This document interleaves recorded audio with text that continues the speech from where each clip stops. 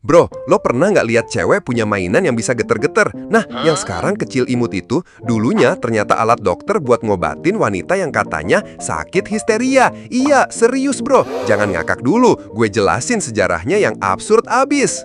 Jadi, di abad 19, dokter-dokter di Eropa dan Amerika ngadepin penyakit yang disebut histeria. Gejalanya macem-macem, gampang marah, bete, nggak mood, dan obat paling manjur versi mereka bikin pasien perempuan orgasme.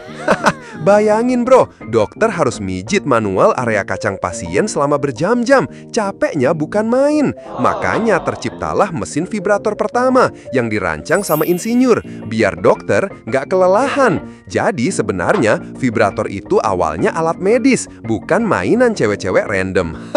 Setelah sukses di klinik, beberapa perusahaan mulai jual vibrator buat rumah tangga. Tapi wujudnya berat, gede, kadang mirip mesin pabrik bro. Bisa bikin lo mikir, ini buat nyetrika baju apa alat getar anjir?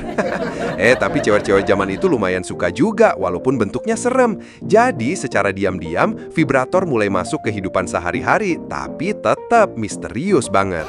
Lalu masuk era vibrator dianggap tabu, iklan mulai hilang, soalnya dianggap norak dan vulgar. Bisa dibilang vibrator sempat dihilangkan dari peredaran mainstream. Baru booming lagi di tahun 70-an, pas revolusi seksual dan feminis movement. Saat itu vibrator mulai dijual terang-terangan, kayak jual seblak tapi versi getar. Bukan lagi solusi medis, tapi alat kesenangan dan self-care yang mulai diterima masyarakat. Sekarang vibrator udah macem-macem banget bro, dari yang super mini, bentuk alien, model buah-buahan, bahkan ada yang bisa dikontrol lewat HP. Dari alat medis abad 19, sekarang jadi bagian dari lifestyle, bahkan ada yang buat iseng-isengan doang. Jadi kalau lo lihat vibrator lucu-lucu di all shop, ingat, asal-usulnya absurd abis. Dari dokter pemijet kacang, pasien histeria, sampai mesin berisik. Sekarang alat-alat jadul ini dipajang di Good Vibrations Antique Vibrator Museum di San Francisco. Lo bisa lihat vibrator dari tahun 1800-an sampai 1970-an. Dan masuknya gratis bro. Bahkan ada tur bareng dokter seksologis buat jelasin sejarahnya. Kalau mau lebih ekstrim, mampir ke Sex Machines Museum di Praha, Republik Ceko. Koleksinya dari kursi cinta raja sampai alat yang mirip mesin jahit. Intinya, dulu teknologi ini lebih mirip bengkel daripada mainan.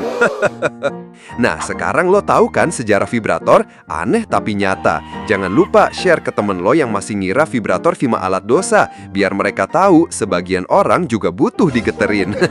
Kalau lo ketawa, wajib subscribe, like, dan ikuti terus buat fakta dan sejarah gila selanjutnya.